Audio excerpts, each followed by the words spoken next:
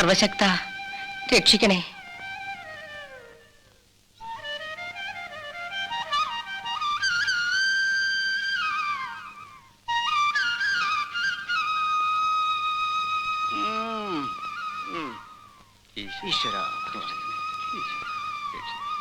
എങ്കിലും എന്റെ ഈശ്വര, നിന്റെ തലയിലെഴുത്ത് ഇങ്ങനെ ആയിപ്പോയല്ലോ.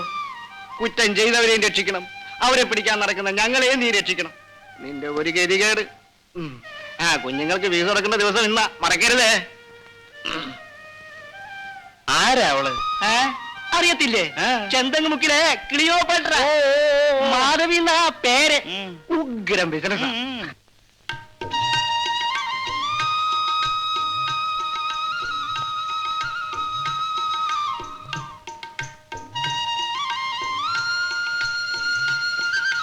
എന്താ കല്യാണി, വിശേഷമൊന്നും പറയാറായില്ലേ? ഇതാ, ഞാൻ കൊച്ചമ്മ വിട്ടു വന്നേക്കാം. നീ ഒന്നും വെക്കാനും വിളമ്പാനും നിൽക്കണ്ട, എല്ലാം ഞാൻ ഒന്ന് ചെയ്തേക്കാം.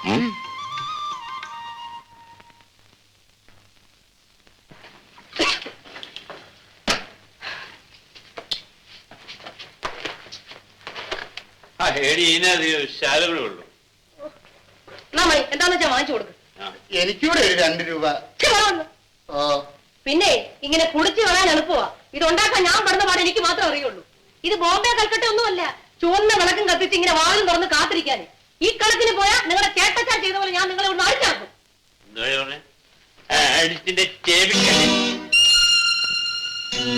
ഓ, നിന്റെ പട്ടി ഉണ്ടല്ല, അവൻ എന്നെ കടിക്കും. ഭദ്രം പൊയ്ക്കും.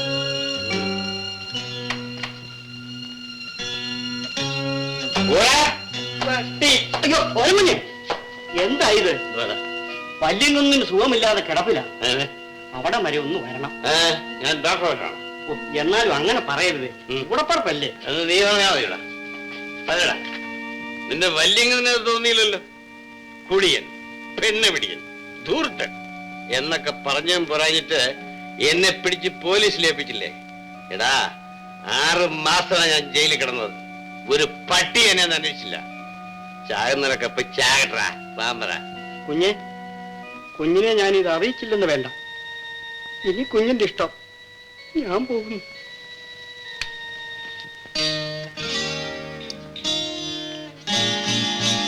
പിന്നെ ഇത് ദേഷ്യം കാണിക്കാനുള്ള സമയമല്ല.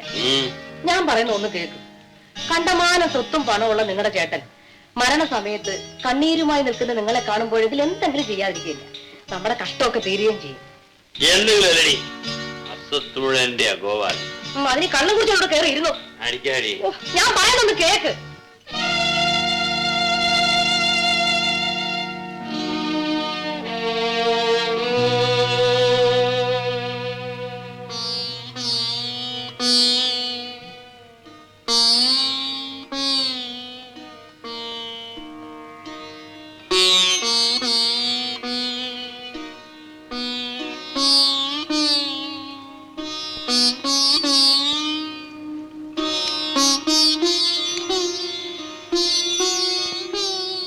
അവസാന നിമിഷം വരെ അദ്ദേഹം അന്വേഷിച്ചത് നിന്നെയായിരുന്നു. അദ്ദേഹത്തിന്റെ മുഖത്ത് നോക്കാനുള്ള ധൈര്യം പോലും എനിക്കില്ലായിരുന്നു. ഇപ്പോഴെങ്കിലും വന്നല്ലോ. ഞാൻ ഇന്നൊരു പുതിയ മനുഷ്യനാണ്. അദ്ദേഹത്തിന്റെ ഓർമ്മകളുമായി മാനം മര്യാദയായി എവിടെയെങ്കിലും ജീവിക്കണമെന്ന് എനിക്ക് ആഗ്രഹമുള്ളൂ. പക്ഷേ ഈ നിലയിൽ ചേട്ടത്തിയമ്മയും ബാബുമോനെ ഉപേക്ഷിച്ചിട്ട് പോയാൽ ചേട്ടന്റെ ആത്മാവിന് നിത്യശാന്തി കിട്ടുമോ ചേച്ചി? ഇട്ടും പൊട്ടും തിരിയാത്തൊരു കുഞ്ഞാണ് ബാബു. അവനെ മാത്രം കാത്തു സൂക്ഷിച്ചാൽ പോരാത്ത അവസ്ഥയിലാണ് ഞാനിപ്പോ. ഈ നിലയിൽ ഞങ്ങളെ അനാഥരാക്കി അദ്ദേഹം പോയി. അനാഥരോ? ഞാൻ ജീവനോടിരിക്കുമ്പോഴോ? എന്റെ ചേട്ടൻ കഷ്ടപ്പെട്ടുണ്ടാക്കിയ ഈ അളവറ്റ സ്വത്തും നിങ്ങളെ സംരക്ഷിക്കാൻ എനിക്ക് സാധിച്ചില്ലെങ്കിൽ ഈശ്വരൻ എനിക്ക് മാപ്പ് തരുമോ ചേട്ടത്തിയമ്മേ? പക്ഷേ ജയിലിൽ നിന്നും രോഗിയായി പുറത്തു വന്ന് എന്നെ ശുശ്രൂഷിക്കുന്നതിനോ ഒരു നേരത്തെ ആഹാരം തരുന്നതിനോ മാധവി മാത്രമേ ഉണ്ടായിരുന്നുള്ളൂ. അവൾ ആരുമായിക്കൊള്ളട്ടെ, എനിക്ക് അവളെ ഉപേക്ഷിക്കാനൊക്കെ ചേട്ടത്തിയമ്മേ. ആരെ ഉപേക്ഷിക്കണമെന്ന് ഞാൻ പറയുന്നില്ല. ചെത്തിയമ്മ വിഷമിക്കണ്ട, ഞാൻ ഉടനെ പോയി അവളെ വിളിച്ചോണ്ട് വരാം. ഒന്നുകൊണ്ടും പേടിക്കണ്ട.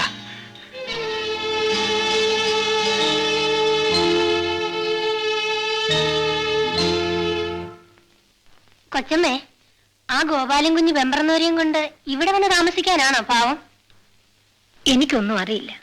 അവരാരാണെന്നും അവരുടെ ജീവിത രീതി എന്താണെന്നും കൊച്ചമ്മയ്ക്ക് അറിഞ്ഞുകൂടാ. നമ്മൾ അങ്ങനെ ആരെയും കുറ്റപ്പെടുത്താൻ പാടില്ല. കൊച്ചമ്മയുടെ കൂടെ ഈ വീട്ടിൽ താമസിക്കാനുള്ള യോഗ്യത അവർക്കില്ല. കൊച്ചമ്മേ, എന്റെ യോഗ്യതയും പ്രതാപവും എല്ലാം കഴിഞ്ഞില്ലേ ശങ്കരൻ നായരെ?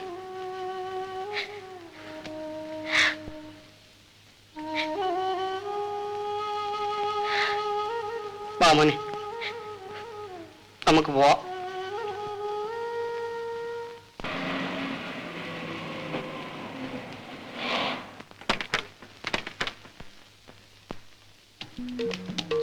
എന്റെ അതേ കൊടുത്തു ഇറങ്ങാനും വയ്യ.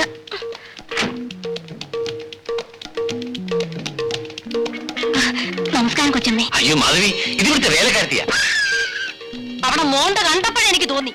ഓടി പുറത്ത്. നിങ്ങളല്ലേ പറഞ്ഞത് ചേട്ടത്തിയമ്മയെ കണ്ട ഉടനെ തൊഴണമെന്ന്. ഇനി എന്നെ കൊണ്ട് വയ്യ, നിങ്ങൾ തൊഴുതു. എടുക്ക്.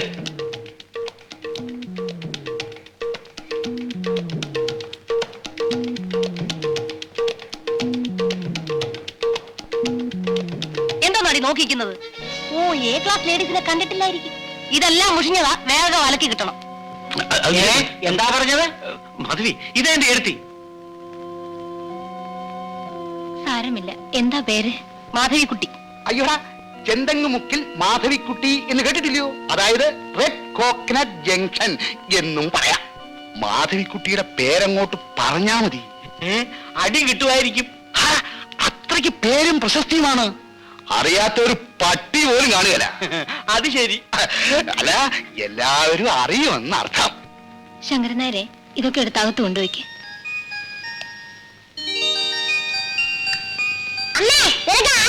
ആ മോന് മനസ്സിലായില്ലേ?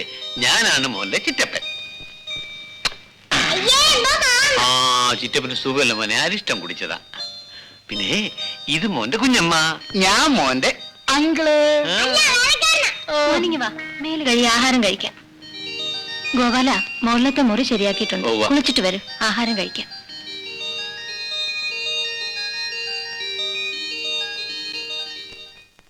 മാധവി കണ്ടോ, ഇത്ര മനോഹരമായിരിക്കും നമ്മുടെ തോപ്പെന്ന്. തെങ്ങുണ്ട്, വാഴയുണ്ട്, നെല്ലുണ്ട്, എല്ലാ കൃഷികളും ഉണ്ട്. ഇറങ്ങി വാ.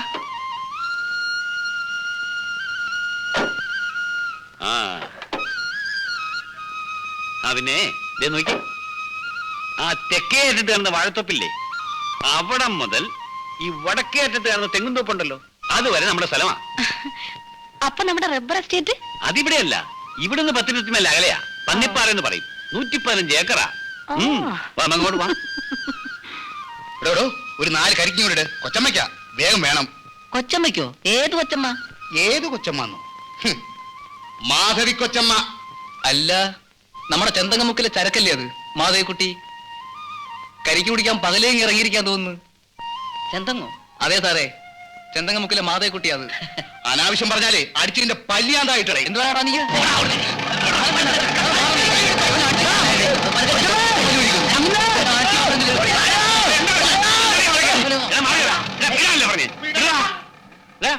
എന്താടാ കൊച്ചമ്മയ്ക്ക് കരിക്കിടാൻ പറഞ്ഞപ്പോഴേ ഇവന്മാർ അനാവശ്യം പറയുന്ന അങ്ങനെ. പിന്നെ ഇതെന്റെ വന്നിട്ടാകല്ലേ? മര്യാദയ്ക്ക് സംസാരിക്കണം. ഈ പറമ്പ് ഞങ്ങളെ വകയാ. അപ്പോഴേ നിങ്ങൾക്ക് തെറ്റ് പറ്റിയതാ. ഇത് മണിമംഗലത്ത് ഭവാനി അമ്മയുടെ വകയാണ്.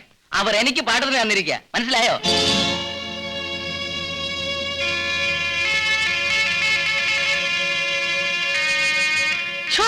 ഇതിപ്പോ ഒരു നാണക്കേട് വരാനുണ്ടോ? ഭവാനിയമ്മയുടെ മറ്റവരായിട്ട് നടന്നോ? എന്നിട്ട് പറച്ചില്ലോ, തത്തമുഴുവൻ എന്റെ നാടി പോലും. നിങ്ങളെ കൊണ്ടൊരു കരിക്കടിക്കാൻ പറ്റിയോ? ഒരു മുതലാളി. ഇപ്പൊ മനസ്സിലായല്ലോ നിങ്ങൾ ഇവിടെ ആരുമല്ലെന്ന്. അയ്യോ കൊച്ചമ്മ, കൊച്ചമ്മ എന്നോട് കൊണ്ടു. അപ്പൊ ഒന്ന് നിന്നങ്ങനെ തൊടുപുഴ കണ്ടോളാടാ.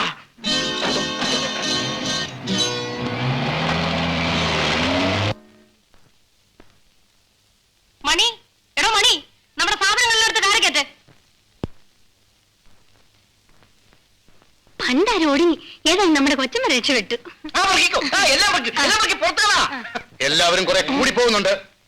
ജാനകി, ഇവിടെ നേരെ ഞങ്ങളുടെ സാധനങ്ങൾ എല്ലായിടത്തും വണ്ടി കയറ്റ്. ഇനി ഒരു നിമിഷം ഞങ്ങൾ ഇവിടെ നിൽക്കില്ല.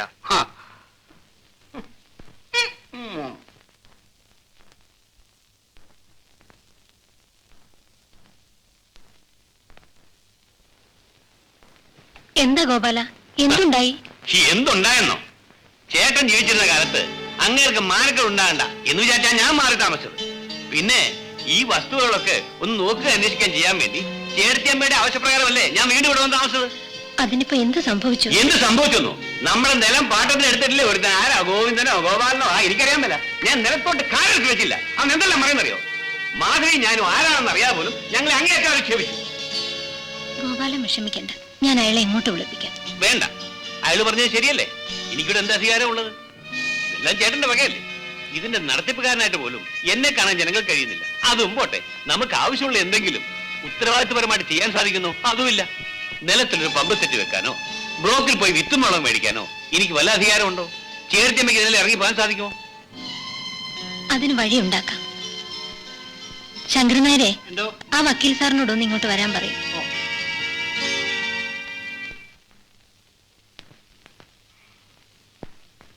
ബാബുമോൻ മേജറാവുന്നത് വരെ ഭവാനിയമ്മക്ക് അവകാശപ്പെട്ട സകല സ്വത്തുക്കളും നോക്കി നടത്തുവാനുള്ള ഉത്തരവാദിത്വം ഈ പത്രം വഴി ഗോപാലിനെ ഏൽപ്പിക്കുകയാണ്.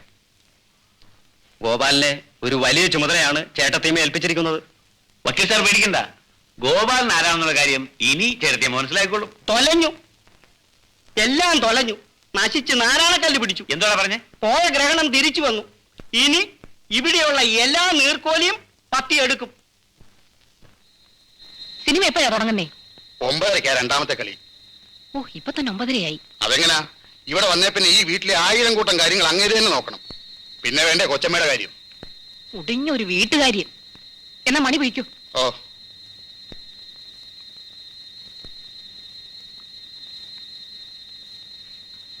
പിന്നെ ഒരു നിമിഷം.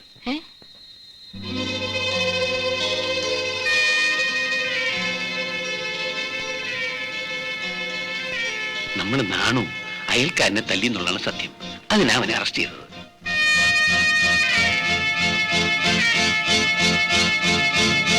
അവൻ ഇവിടുത്തെ വേലക്കാരനാണെന്ന് അറിഞ്ഞപ്പോ എന്റെ കൂടെ തന്നെ ഈ പറഞ്ഞു. അപ്പോ ഗോപാലൻ പോയത് നന്നായി. അയ്യോ, നന്നായൊന്നോ?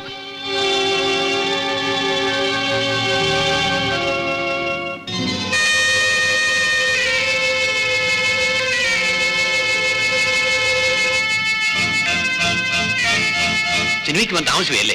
വാപ്പാ, ഇനി എന്തിനാ സിനിമ? ലവ് സീനും കുറെ കഴിഞ്ഞാൽ കിടക്കമുറി സീൻ വരെ ഇവിടെ തന്നെ കാണാമല്ലോ. മാധവി, അരിശം വരുന്നു. എന്റെ കാര്യം നോക്കാൻ ഇവിടെ ആരുമില്ല. ഭർത്താവ് എത്താലെന്താ?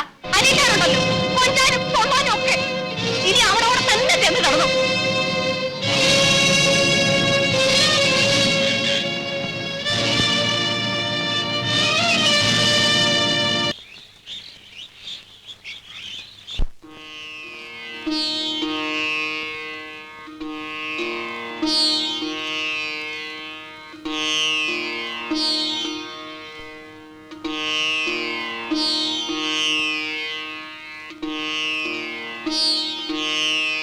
എന്തിനാണ് അമ്മ ഇന്ന് വിശേഷ പൂജ?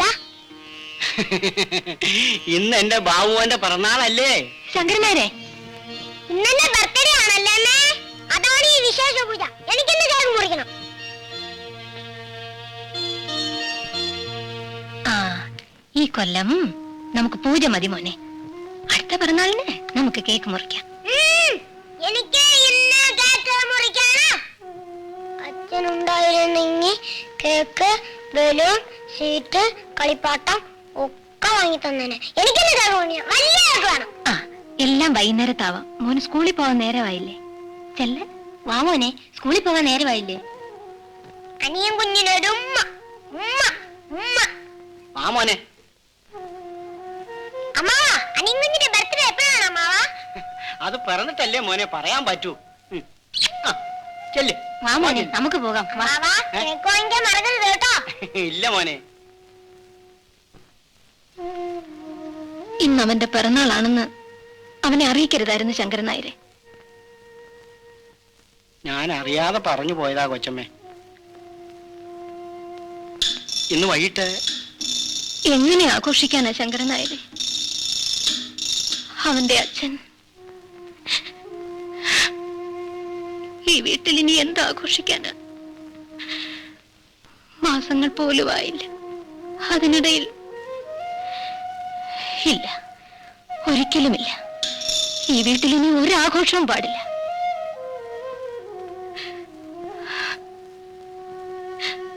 അമ്പലത്തിൽ പോയി ബാബുമോന് വേണ്ടി ഒരു പുഷ്പാഞ്ജലി നടത്തിയേക്കാം, അത് മതി.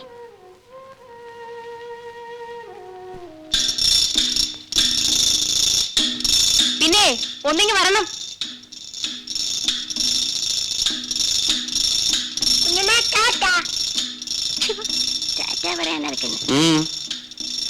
പിന്നെ ഇന്നിന്റെ ബർത്ത്ഡേ ആണ്. നമ്മുടെ ഫ്രണ്ട്സിനെ ഒക്കെ വിളിക്കണം. ബർത്ത്ഡേയോ? ഇന്നോ? എന്നാര് പറഞ്ഞു? ഞാൻ പറയുന്നു. ഓ, അങ്ങ് തീരുമാനിച്ചു കഴിഞ്ഞോ? ശരി, എന്ന് നടക്കട്ടെ. എടി ജാനകി, പിന്നെ വലിയൊരു കേക്ക് വാങ്ങിക്കണം. ആ എടി, 3 വക പ്രഥമം വേണം. പാൽ പായസം, അടപ്രഥമൻ, കൊച്ചമ്മേ, ഈ വീട്ടിൽ വെച്ച് ഇപ്പോൾ ഇതൊക്കെ വേണം. എന്താടി ഇത് നിന്റെ മറ്റവന്റെ വീടാണോ? ദേ പറയുന്ന പോലെ കേട്ടോണം. മാധവി, ജാനകി പറഞ്ഞത് അദ്ദേഹം മരിച്ചിട്ട്. ആരുടെ അദ്ദേഹം? ചേടാ, ഒരു ഭർത്താവ് യത്തെന്നും പറഞ്ഞ് ലോകത്തുള്ള പെണ്ണുങ്ങളെല്ലാം കടന്ന് കരയണമെന്നുണ്ടോ? അല്ലെങ്കിൽ ഞാൻ കാണുന്നുണ്ട് ഓരോരുത്തരെത്ര നേരമാ കടന്ന് കരയുന്നതെന്ന്. എന്തിനാ മാധവി എന്നെ ഇങ്ങനെ വേദനിപ്പിക്കുന്നത്? അയ്യോടാ, ഇനിയിപ്പം അയ്യോ എന്നെ കൊല്ലുന്നേ എന്നും പറഞ്ഞ് കടന്ന് വിളിച്ചു പോവില്ലേ പെണ്ണുമ്പിള്ള? ഞാൻ അമ്മ എങ്ങോട്ട് പറഞ്ഞതാ ഈ ശവപ്പറമ്പിൽ എന്നെ എങ്ങോട്ടെങ്കിലും കെട്ടിയെടുത്തോണ്ട് പോവാൻ.